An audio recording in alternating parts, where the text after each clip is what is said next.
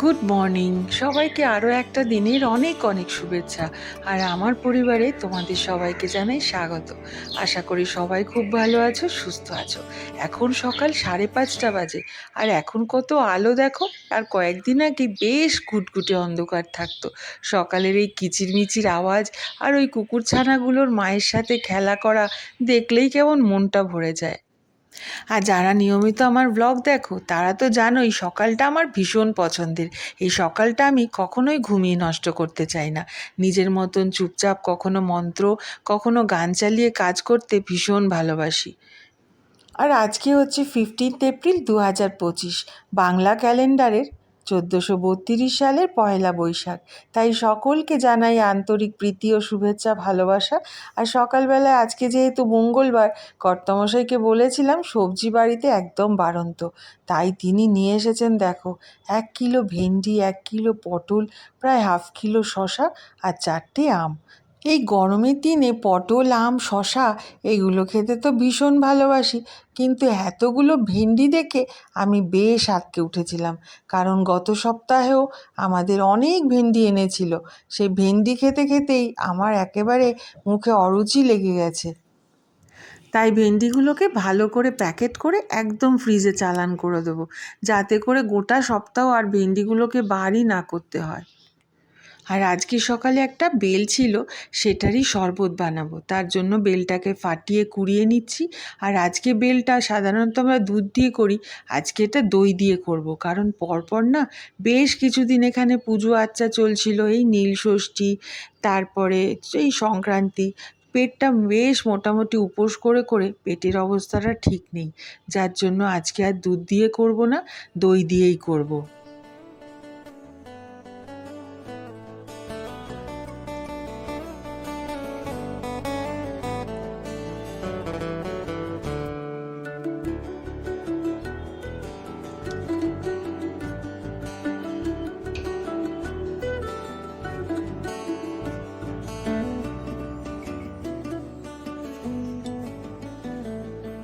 আজকে তো একটা বিশেষ দিন, বাংলার নববর্ষ।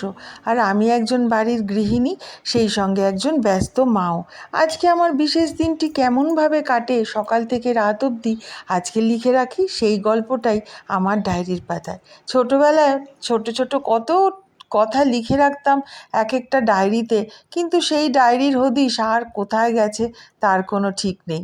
আর তখন তো ইউটিউব বা ফেসবুক ছিল না।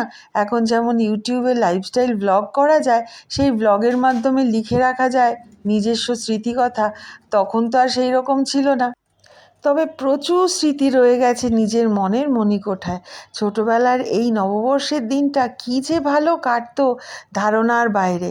আমরা বিকেলবেলায় বেরোতাম এবং যে কোনো দোকানে গিয়ে সামান্য পান কিনলেও তাতে সবাইকে জনে জনে মিষ্টির প্যাকেট দেওয়া হতো।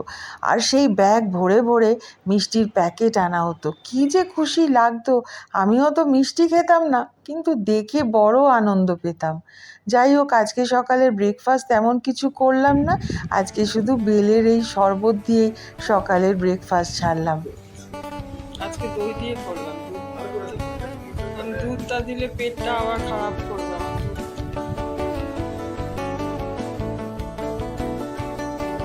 সকালে তো সেরকম খাবার দাবার বানালাম না, কিন্তু তবুও দেখো কত বাসন পড়েছে।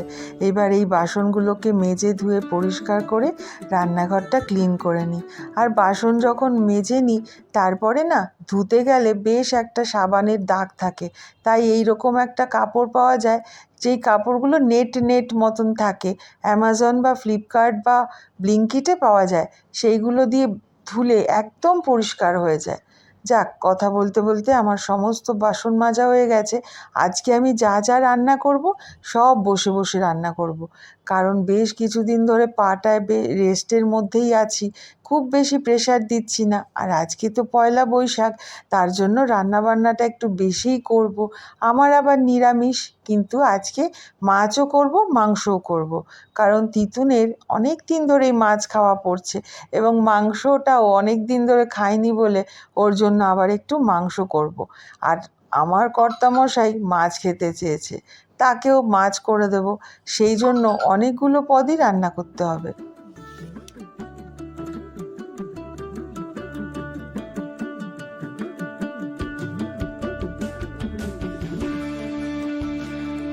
অনেকেই ভাবতে পারো ছেলের কথা তো বললামই না। হ্যাঁ, ঋষির না কোনো এখন ডিমান্ডই নেই, কারণ ও যা টাইম পায় তাতে আর ওর খাওয়ার প্রতি কোনো এনার্জিই থাকে না। তবে ও বেশিরভাগ ক্ষেত্রে একটু মাংস বা মাছ খেতে ভালোবাসে।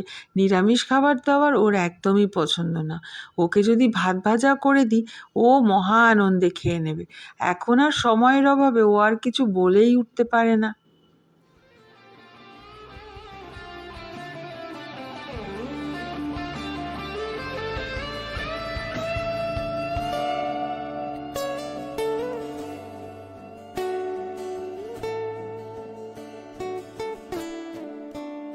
আর তিতুন এসে জানতে চাইলো আমি আজকের মেনুতে কি করছি। আজকে করছি কাঁচা মুগের ডাল, পটলের পোস্ত, আর এই রকম চিকেনের লাল লাল ঝোল আর মাছের ঝোল। এই হচ্ছে আজকের মেনু। তবে আজকে আর চাটনি করা হয়নি। এইটাই আজকে শেষ পাতে, কোনো ডেজার্ট বা মিষ্টি নেই। তবে ঠাকুরকে যে মিষ্টি প্রসাদ দেওয়া হয়েছে সেটা দিয়েই আজকে পরে খাইয়ে দেব। এই হচ্ছে আজকের মেনু। আচ্ছা, রান্না করতে করতে তোমাদেরকে একটা কথা জানাই, অনেকেই আমাকে কিচেন ট্যুর বা হোম ট্যুরও দেখতে চেয়েছো। আমি অবশ্যই তোমাদের সামনে শেয়ার করব। যদিও আমার দেখানোর তেমন কিছু নেই, তবে 2-1 দিনের মধ্যেই দেখাবো। আর এই যে চিকেনের লাল লাল ঝোল করেছি আর মাছ করেছি, ওইদিকে ডাল আর পটল পোস্তটা দেখালাম না। খাওয়া দাওয়া শেষ করে সন্ধে এখন 7টা বাজে। আমি একটা শাড়ি পরে নিয়েছি, এইবার বেরোবো। এই যে কর জেঠিমা এসে গেছে, এখন যাব হালখাতা করতে। আর মুখার্জি মশাই বসে বসে অনেকক্ষণ ধরে এই ভৌতিক সিনেমা দেখছে। তার সেই বীভৎস এক আওয়াজ। যাই হোক, ঠাকুর দর্শন করে আমরা চলে এসেছি আজকেই শুভ্রাদির বাড়িতে।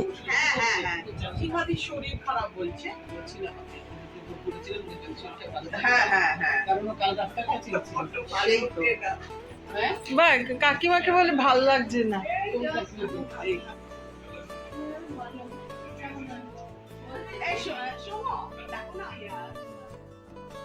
তুলে দিত আমাকে।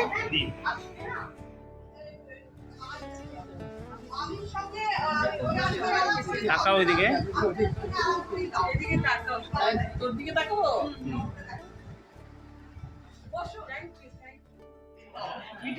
খুব সুন্দর। এই শুভ্রাদির ওপরে কি কি আয়োজন করছে সেইটা দেখে আসি চলো।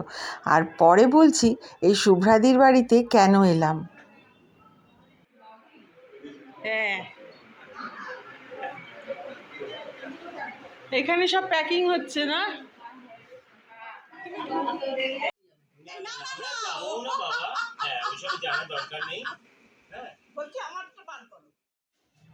এই হচ্ছে শুভ্রাদির শাড়ির সম্ভার।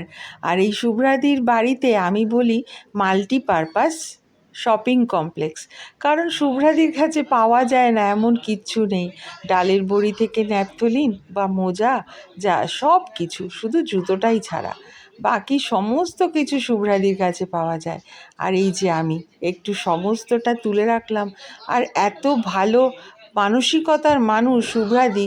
আমি তো অনেক ব্যবসায়িক মনোবৃত্তিতে দেখেছি মানুষকে, কিন্তু শুভ্রাদি ব্যবসা করে একদম আলাদা রকমের। তাই জন্য আমার এখানে আসতে ভীষণ ভালো লাগে। আর এই ঠাকুর দর্শন দেখো কি সুন্দর দেখতে লাগছে। শুভ্রাদির বাড়ি থেকে বেরিয়ে আসলাম, আর আমাদের পাড়ার সমস্ত মানুষই প্রায় শুভ্রাদির কাছে প্রয়োজনীয় জিনিসপত্র নিয়ে আসে, সেরকম আমিও নিয়ে আসি। যাই হোক, কর জেঠিমাকে পৌঁছে দিয়ে আমি আবার বাড়ির পথে চললাম। এই যে শুভ্রাদির বাড়ি থেকে নিয়ে চলে এসেছি প্যাকেট। আগে বসিয়ে খাওয়াতো, গত 2 বছর ধরে এরকম প্যাকেটই দিয়ে দিচ্ছে, কারণ প্রচুর লোক হয় তো খুব অসুবিধা হয়ে যায়। আর কর্তামশাইয়ের গানটা শোনো, ব্যাকগ্রাউন্ডে উনি গাইছেন।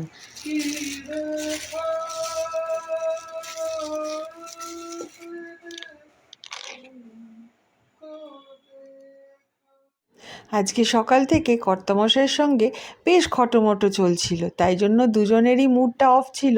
তবে বাইরে থেকে এসে ওর একটু গান শুনে বেশ মনটা ভালো হয়ে গেল। আর আমার এখানে তো আজকে পয়লা বৈশাখ, কিন্তু সকালবেলায় বেড কভারটা চেঞ্জ করতে পারিনি। ভেবেছিলাম একটা নতুন বেড কভার পাতবো, যেহেতু ঋষি সারাদিন ঘুমোয়, সেই জন্য আমি রাত্রিবেলায় বেড কভারটা চেঞ্জ করছি। দিনটা যদিও কেটেই গেল, তবুও বছরের প্রথম দিন একটা নতুন বেড কভার পাতলে মনটা বেশ ভালো লাগে।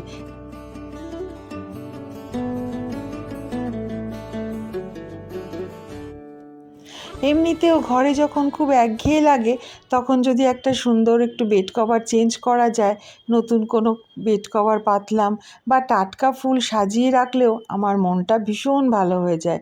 এই ছোট্ট বুলবুলি পাখির বাসাটাকেই একটু সাজিয়ে গুছিয়ে পরিষ্কার পরিচ্ছন্ন রাখার চেষ্টা করি। তবে আগের মতন অতটা পারি না, কারণ ছেলে মেয়ের সংসার, তাদের মতন করে চলতে হয়। এখন নানা রকম প্রায়োরিটি রয়েছে, তার জন্য ওই সাজগোজের দিকে খুব একটা নজর দিতে পারি না। যখন পারবো তখন আবার নতুন করে সাজানোর চেষ্টা করব।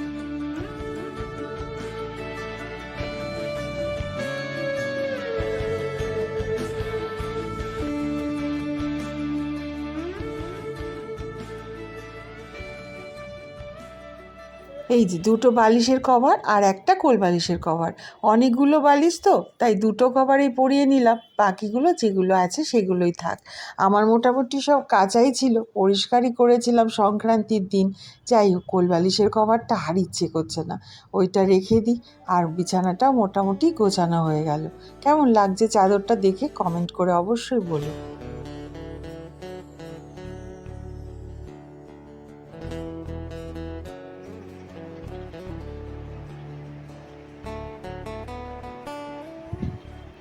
এই যে মুখার্জি মশাই রাত্রের থালাটা গুছিয়ে নিয়েছি, একটু ডাল, একটু পটল পোস্ত আর একটু মাংস। তিতুন ঋষির জন্য ওই ফ্রাইড রাইস আর চিলি চিকেনটা রেখে দিয়েছি। আর আমি তো আজকে নিরামিষ খাবো, একটু পোস্ত আর ডাল দিয়ে খেয়ে নেব। আজকের গল্পটা তাহলে ডিনার করতে করতেই শেষ করি। তোমরা নিজেদের কিন্তু অনেক খেয়াল রেখো, সুস্থ থেকো। আবার তোমাদের সাথে দেখা হবে আমার পরের একটা ব্লগে। ততক্ষণের জন্য bye bye and good night. আর শেষে জুড়ে দিলাম আমার বোনের বাড়িতে কি সুন্দর একটা গানের আসর বসেছিল সেটা।